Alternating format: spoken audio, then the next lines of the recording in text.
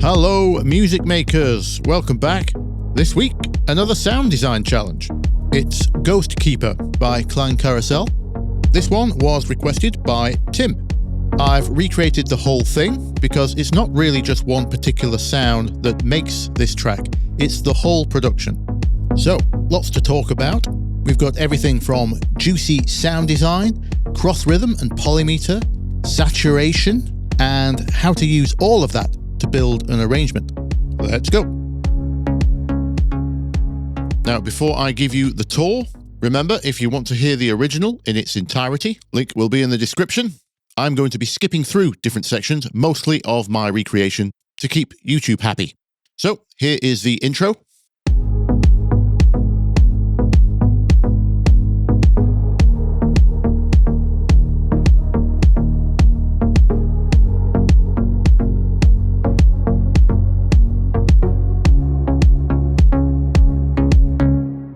I'm going to introduce each instrument as it appears. For drums, there's just a kick drum. And we have a bass. Then the main star of the show, this pluck sound. This already is a good exercise for ear training. Being able to distinguish the bass and the pluck as separate sounds means your ear training is going well, as I imagine most would hear those two as the same thing. Now there's one more element to the intro, and it only appears in the intro. I've called it the plock, because it's not quite a pluck.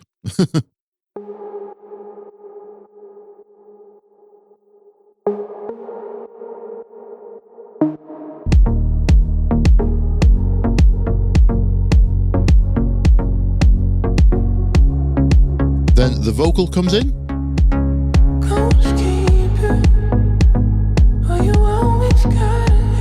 I will be keeping this low, as that's my best chance of YouTube not getting upset. But obviously, do listen to the original and take note of how much that vocal affects the production. Next addition is the clap. In terms of accuracy to the original recording, I'd say my drums are the weakest. And then to join that backbeat is another clap and a snare. Also joining is this arp.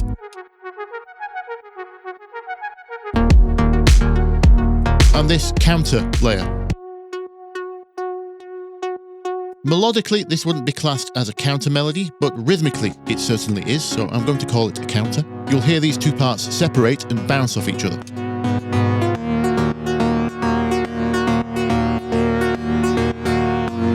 We'll discuss the rhythmical intricacies later. Also over on the drums, a hi-hat and shaker join.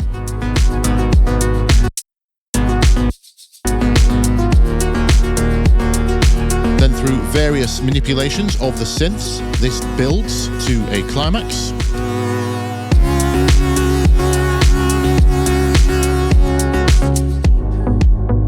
Until the second verse, where a piano joins.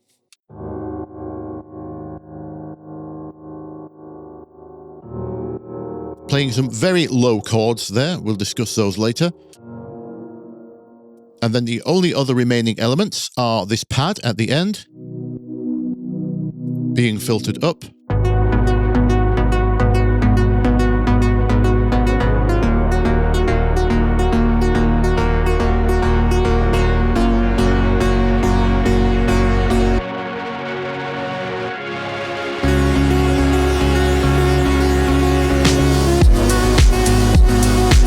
Very last addition on the last drop. In the drums, we have these very washy cymbals.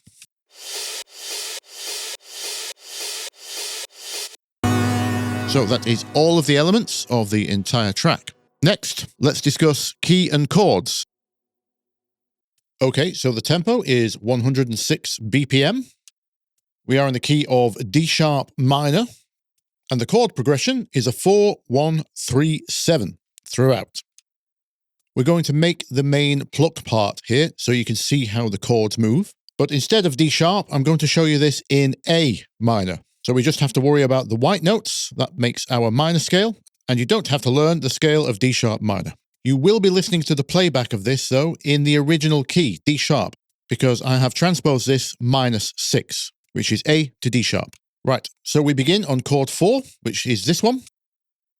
It's one chord every 2 bars, back to chord 1, then 3, and lastly 7.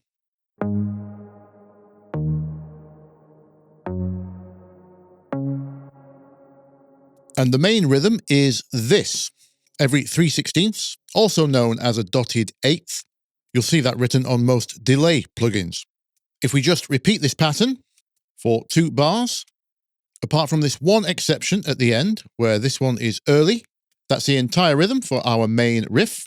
This is a fairly common rhythm in a lot of dance music.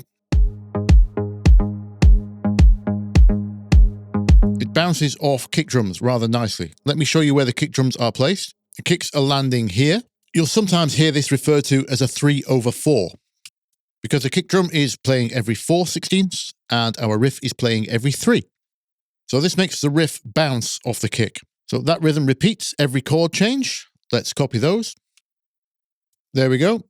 Apologies, I've just remembered this note 7 is in the wrong octave. It should be down here.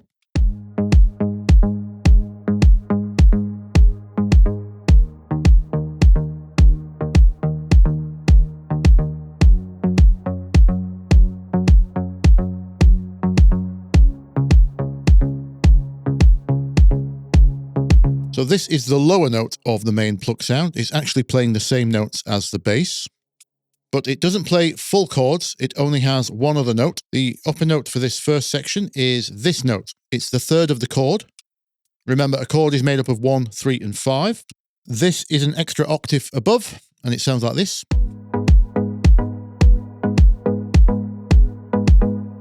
The next upper note is this one. That's the 5th of the chord.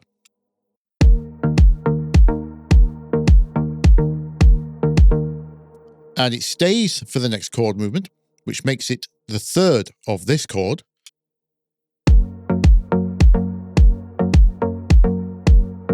And then for the last chord, well, it's not really a chord. It just plays note 1 like the bass, but 2 octaves above.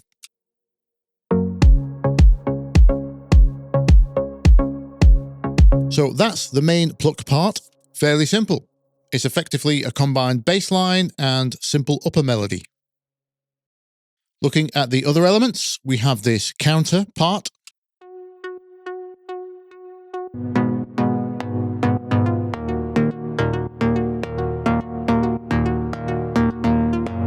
You can hear that bouncing off the main pluck rhythm.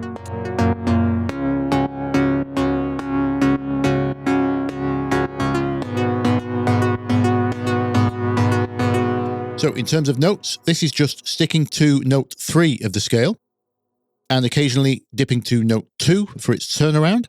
And that runs through all of the chord changes. So for the first chord, it makes it a 7th chord. For that next chord, this just fills in the middle note. This is note 3 of the chord. Then it's just note 1 of the next chord. And lastly, this can either be argued as an 11th extension or a suspended 4th. See any of my chord videos if none of that made sense. So this is basically a drone part, running a common tone through every chord, but I've called it a counterpart because of its rhythm. You'll notice at the beginning here, it's playing the same timing as the pluck part.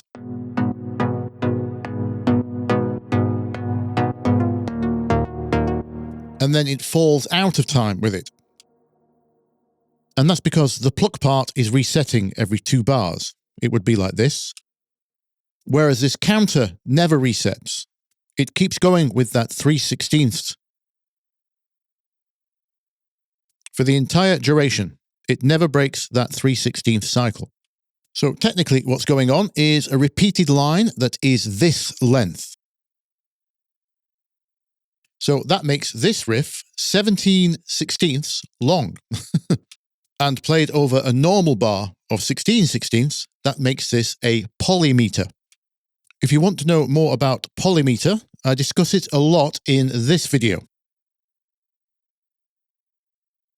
So it's essentially 2 different loop lengths overlapping at the same time. Let's have a listen.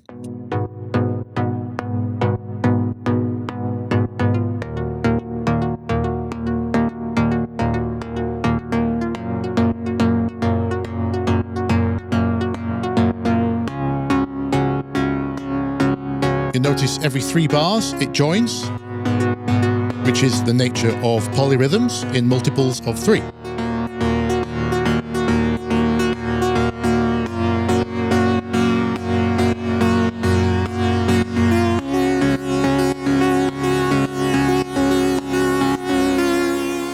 Now, that's not our only polymeter in this track. There's also this ARP.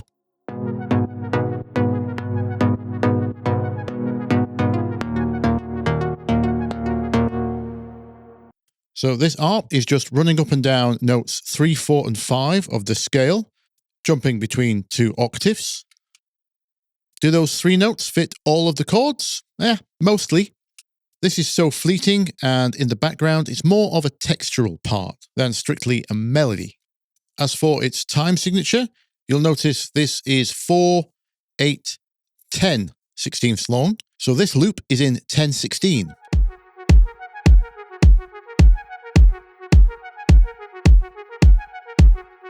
Let's listen to that against the pluck.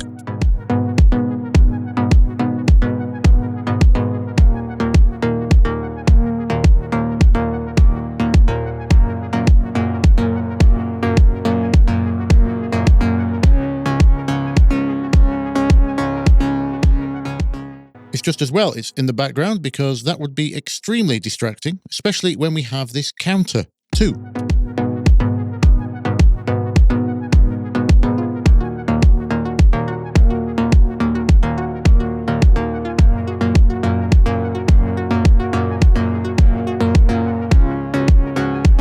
So we have a normal 16 rotation, a 17 rotation, and a 10 rotation.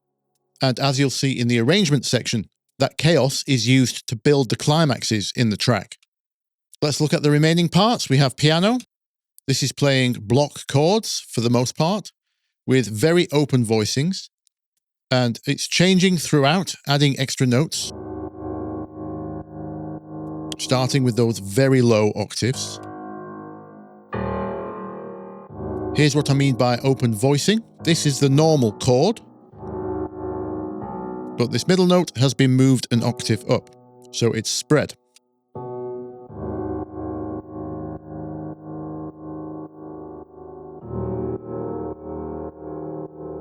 Same idea for this chord, but with a double bass octave. So this would be a normal chord 1. The 3rd goes to the top, 5th left in the middle, and double bass octave.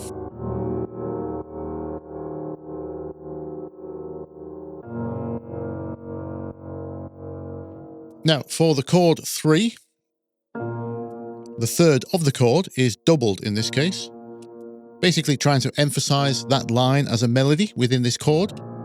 Here's the normal chord. So this is the 3rd note. As you can see, no 5th.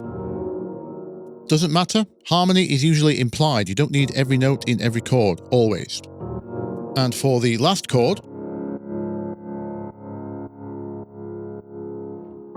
at the top this time is just an octave of the root note. The 3rd is down here.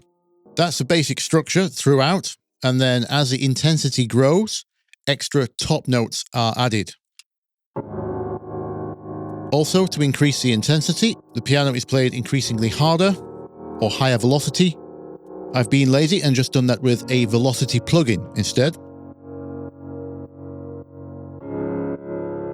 At this section, some extra chord stabs are added.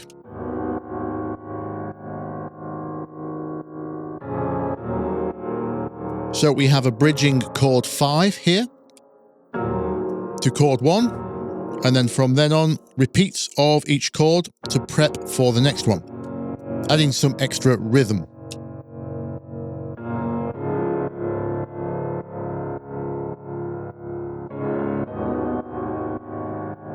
Like I said earlier, adding more high notes, nothing especially complex, they're all just notes from the chord.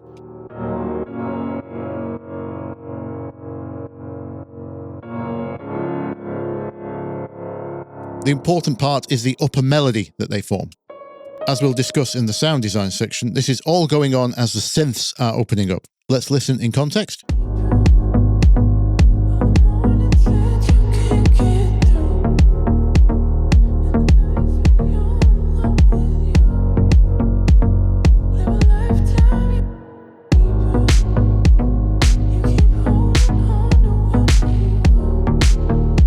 Here's where those two synth polymeter parts are added.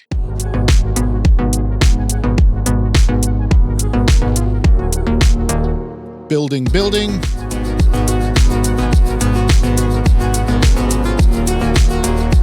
There's that extra chord shift.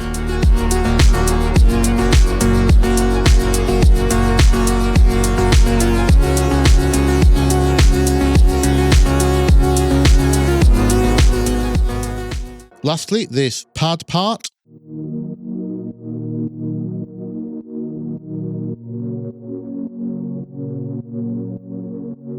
Musically, this is very similar to the piano in the sense that it starts with block chords and then adds upper notes as the intensity grows.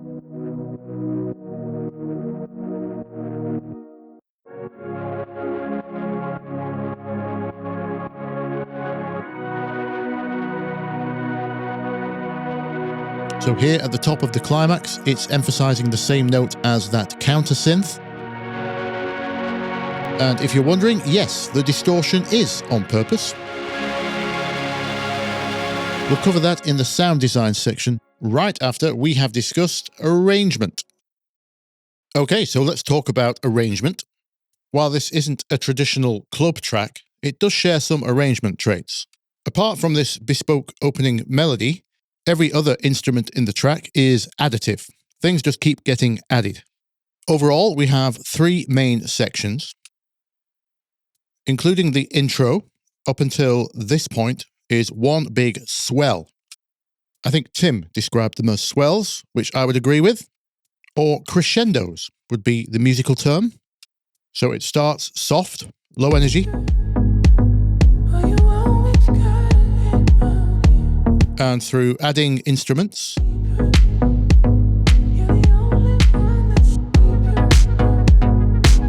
and opening up the synth sounds. We'll come to that next. There's those extra synth part additions. Through all of that, we build to these climaxes.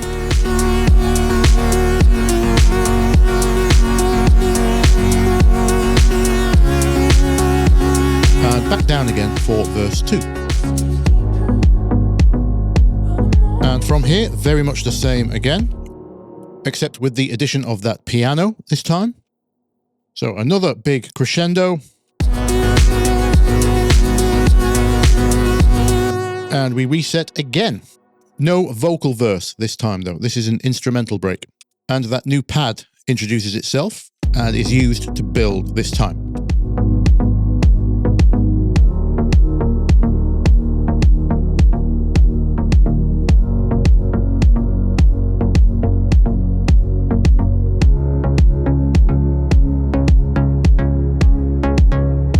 You can hear the synth energy opening up again.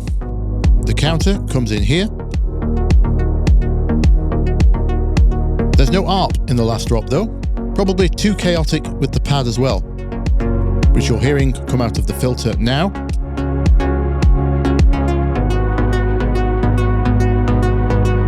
Here's the first true break from the drums. To build extra anticipation for our last drop, signified by the big snare hit.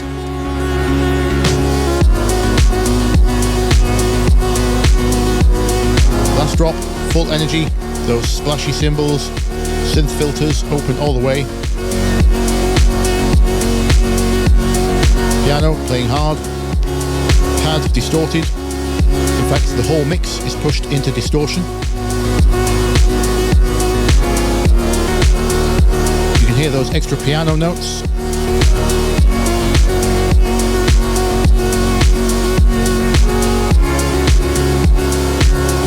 And back down for the outro.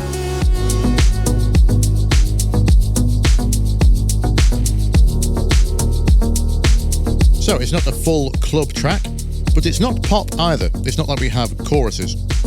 It does share a lot more in common with the club side, with all that synth automation doing the heavy lifting, and the rest is just parts being added and taken away. Okay, sound design. Let me take you through the drums first. I did say earlier, I think my drums here are the least accurate of the instruments I've recreated. but let me talk you through my thinking at least. So for the kick drum, Ghostkeeper's kick drum is quite short. I found this one which wasn't too far away. Not too far away in the lower frequencies, at least. As for the upper character, it's nowhere near. So I found a separate top kick for the higher frequencies. This sounded closer in the higher frequencies, so that's what it's being used for. Ghostkeeper's kick has a click which is not too dissimilar to a real kick drum. So that's what I was listening out for there. Now, this layer is completely unnecessary.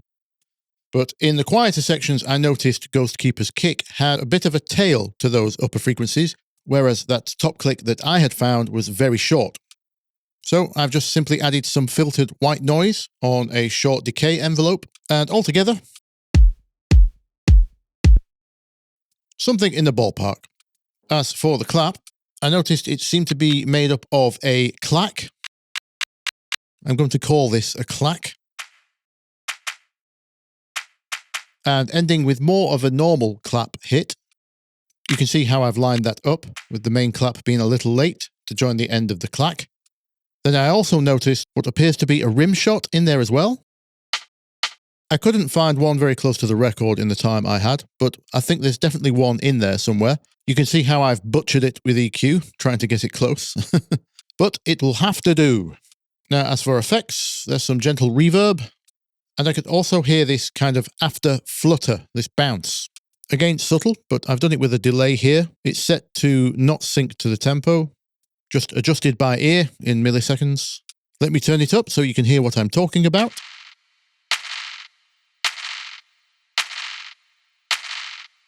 I've cut it off with an envelope because I thought I could hear that in the original too. And it's automated up and down. Then we have a snare. This was hard to hear under everything else going on, but this sounds pretty close. But I still had to layer it with another clap. That gave me some of the noise I was missing on the top.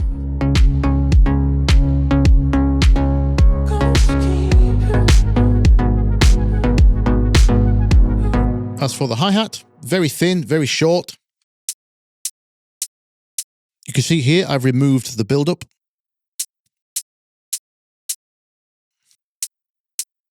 Trying to match the attack shape of the original. And also I had to remove some of these frequencies to make it match the record a little better.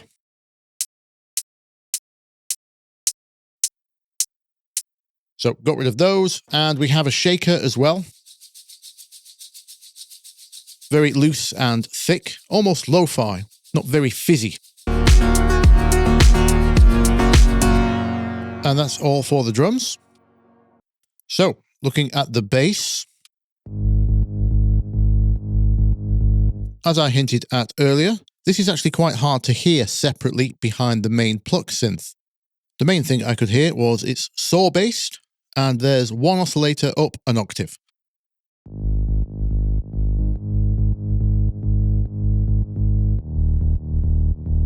Now, you're going to see this trait across all the synths in this recreation.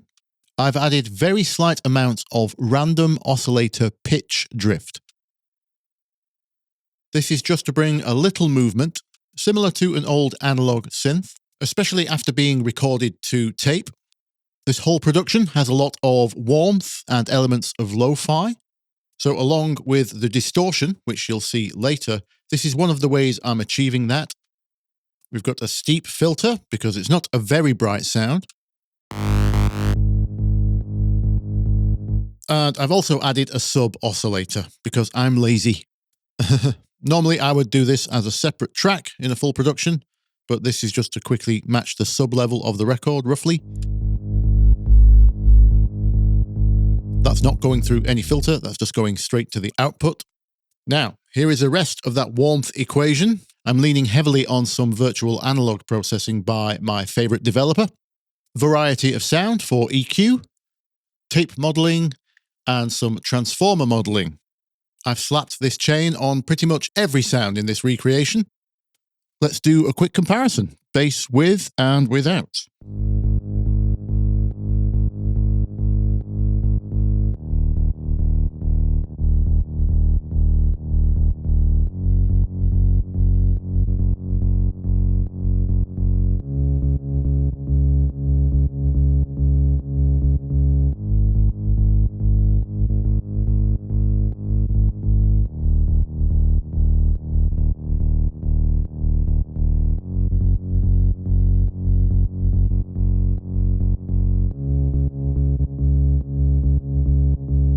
So yes, warm is definitely the word. Here we have sidechains. In fact, we have two sidechains. Because I was lazy and didn't create a separate subtrack, this is the consequences. I've had to use a multiband sidechain, just using Ableton's internal one here. So the sub-frequencies, you can see I've separated below 80 Hz here. Those are sidechained differently from the upper frequencies. Okay, onto the main synth pluck. Saw waves again, but sticking with the warm theme, I've picked a couple of Juno saws from the free Echo Soundworks pack. They're a little less bright than the straight digital saws you get by default. Yes, it does say square, but these morph into saw waves too. So the main challenge is, how do we get from this soft, darker pluck sound to this harsh, open. As you can see, it's lots of things. I have 13 different parameters mapped to this macro dial here. Now, you'll notice my oscillators are at -10-ish here, as I noticed the original was slightly flat, or my copy of it was anyway. Initially, I thought this might be a 432 recording, which is a trend where people set their tuning to 432 instead of the usual 440. I won't go into it in this video. I think Adam Neely has said all that needs to be said on the whole 432 thing. But anyway, it appears that Ghostkeeper is even flatter, so it might not be to do with that. Back to the synth. So the second oscillator is set to a lower octave.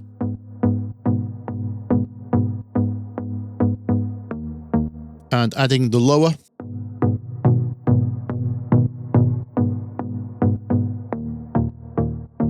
There's the normal octave.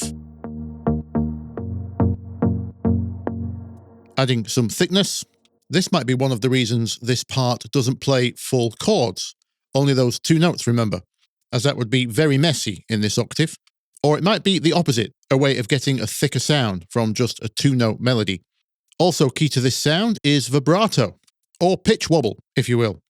So not only is there the random pitch drift, which I mentioned earlier, I have dedicated vibrato too. I've got both oscillators mapped to this one macro so I can judge the amount and adjust both oscillators at the same time. I'm using this sine wave LFO, and that's being sent to the oscillator tuning, and I can adjust the total amount here.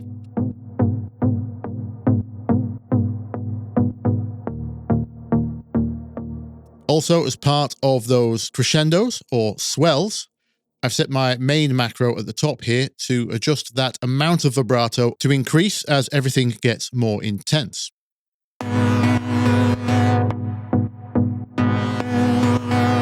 I thought I could hear that happening anyway. It might just be a result of the filter opening, but I'm happy with the results. Now, I did notice each hit of the synth on the original record was slightly different each time. So I have randomized the phase on these oscillators so they are not perfectly locked every time they are pressed, as I could hear various phase cancellations. So this gives us that sound. The only other oscillator is the noise, which is used to build intensity with that top macro. So let's talk about that. What is this macro adjusting? Well, we're opening the filter, obviously. Here I'm using filter 2 for the noise only, and the saw waves are going through filter 1. So I can adjust their brightness independently. Let me solo the noise so you can hear what that's contributing. So we're opening the filters, we're adding vibrato. We're also adjusting envelope parameters. So this is our main envelope for volume. And as we open up, we're increasing the sustain level, so volume over time, and the release.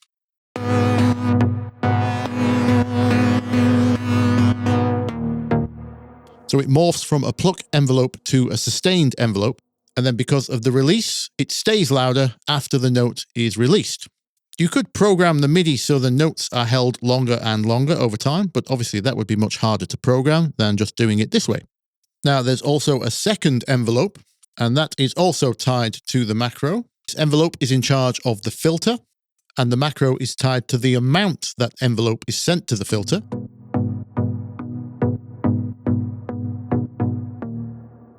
And lastly, effects. Most of this is me making adjustments to match the record, as I got the soft pluck sound very close, but as I opened the filters, etc., it was sounding less and less like the records, so these effects are kind of a compensation.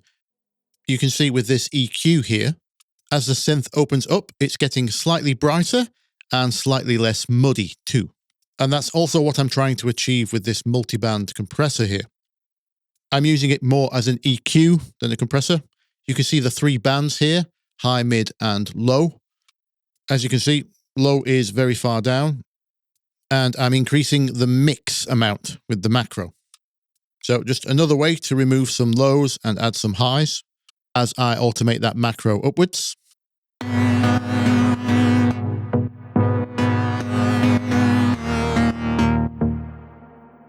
Now, lastly, with the macro, because all of these changes are increasing volume a lot, opening the filter, increasing the sustain level, etc., I've also mapped the master volume to be decreasing as I open the synth. As you'll notice on the original record, even though it's increasing in tonal intensity, its total level isn't increasing that much. In fact, in some areas, it seems to be getting squeezed back, like the low frequencies. Obviously, part of that comes down to the processing chain I mentioned on the bass earlier. Let's call it the flavor chain. I've got all the synths, the piano and the pad in one group, and that chain is on all of them. Same idea, we've got the valve EQ, the tape simulation, and the transformer model. And to control the level of this whole group, I've added Tokyo Dawn's Molotov. Look, shock horror, Bthelick is using bus compression. Oh my god, oh my god. Well, it's not me. It's KlangKarussell, isn't it? This is what I mean by appropriate processing. Part of the chaos and the intensity of these crescendos in this track is how these devices are driven into distortion, and it all gets a bit squishy and a bit nasty. When I want a big, clean, punchy club track, I'm not going to use this stuff, obviously. Anyway, let's listen to this in action.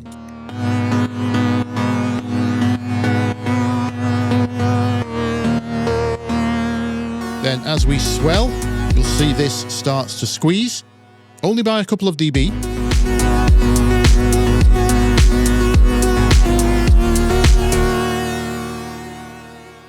Let's listen to a comparison with and without the virtual analog processing.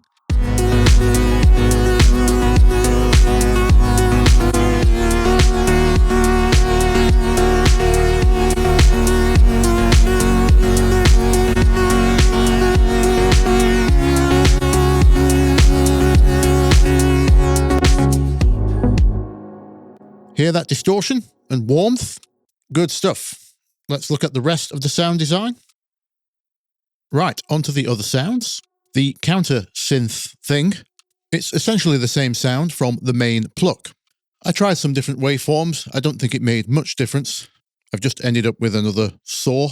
It's from the same pack, from some adjacent Roland synth. This one's from a Jupiter, apparently. The main difference, though, is there's no lower octave oscillator. And you can see from the macro setup that it's very much the same story, slightly tweaked to match the record better. This sound in the original gets a little brighter than the main pluck sound does. You can see the EQ curve I ended up with this time is slightly different. Also some distortion, and to stop it getting extra fizzy, a little bit of a filter there. You can see yet another EQ here, me attempting to match the record and trying to curb those extreme highs. And there's yet another EQ here. This is just flavor, not surgical.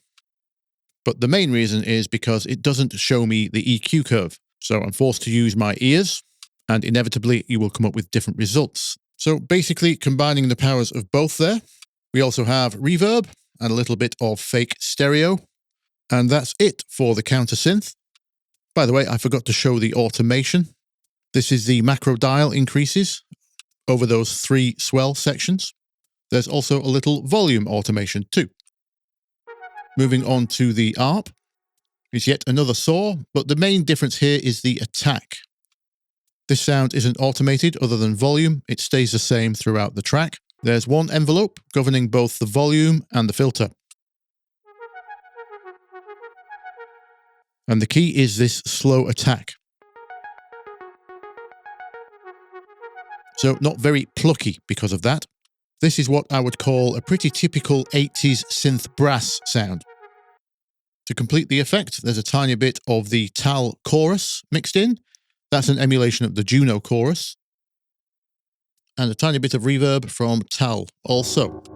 As for the piano, I found the free Autograph Grand inside of Spitfire Labs to do the job just fine. Although the track is warm, it's not muddy, so I'm removing some low end. The reverb flavor was important though. I've used a convolution reverb here to get a real haul. Just using Ableton's built-in one for speed. Here's the reverb on its own.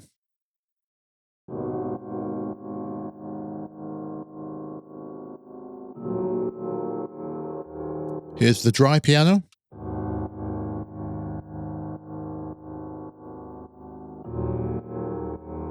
So that's mixed in 50-50, equal amount.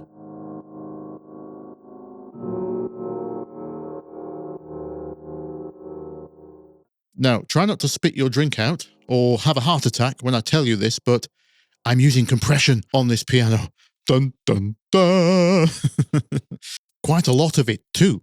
It's because in the original, it's a background layer, but it's very sustained. And with piano technically being a percussion instrument, held notes don't last forever. They do decay, more so the high frequencies than the low.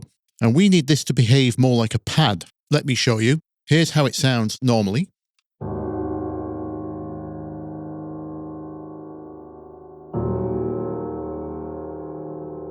Now, it sounds fairly sustained and warm, but it's only really that upper character which is going to survive cutting through the rest of the instruments. And that's the bit we need to sustain, or else it will quickly decay into the background behind those bright synths, and we won't hear the piano anymore.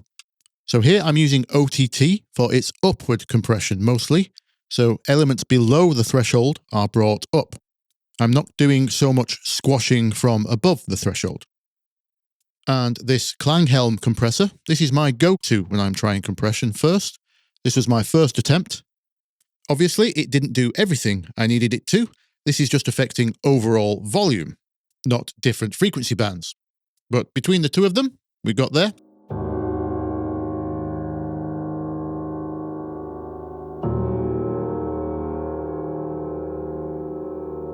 Hopefully you can hear we retain a lot more of that upper bite for longer. And even though it's a background part, it helps that texture stay more consistent in the back of the track. Let's hear that in context.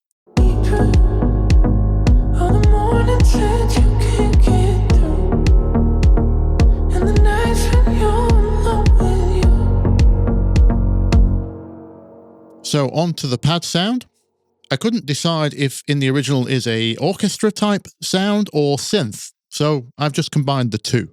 I did try to use the free orchestra in the Spitfire BBC plugin, layering strings and trombones and horns, but I couldn't get them to blow hard enough.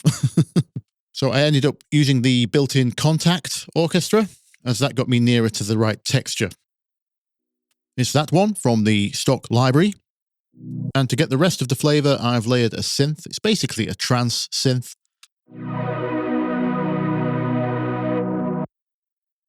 Just octaves of saw waves, detuned with unison. Very slow attack because it's a pad. And this gets its own tape and transformer plugins because it's automated to be extremely distorted by the end. The reason I'm using this for distortion is because of what I heard on the record. Analog distortion, or well-modeled analog distortion, does not get digitally fizzy at the top. Now, I'm not sure what was actually used on the original, be it desk or tape or plugins. But that's what I'm hearing, and that's how I'm going about emulating it anyway.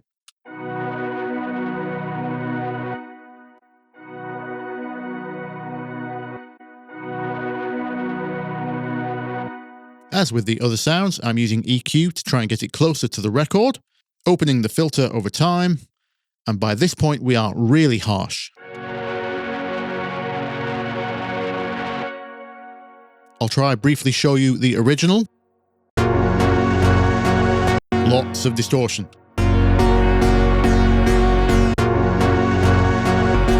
So it's not exact, obviously. To get closer, I would need a lot more time experimenting with distortion recipes. But the flavor is there. You get the idea. Oh, lastly, one thing I forgot to talk about was those extra drum additions. If you've ever engineered any rock music before, this is a familiar sound. You spend a lot of time dealing with drum overheads, and particularly problematic cymbals. And this reminds me very much of that. Basically, cymbals and hi-hats, extremely compressed. I call this the splosh. They're also side-chained, which is obvious to hear in the original. In context, it sounds like this.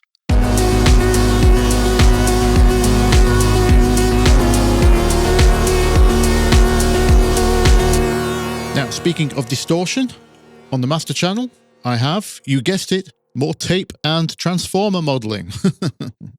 And of course, I'm letting it clip. Because at this point, why not? But for the softer sections, I am not. Again, shock horror, but Bthelick is using a limiter for the soft sections. You can see I've automated it on for these sections.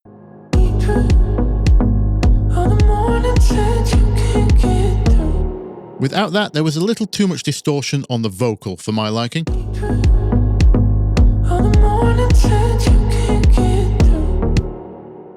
Now, most importantly, I hope you learned something. If you did, you know what to do. And thank you to Tim for today's suggestion. He was very, shall we say, persuasive over on Ko-fi. If you're also feeling generous, there's a link in the description to buy me a coffee. And until next week, I'll see you in the comments. Bye-bye.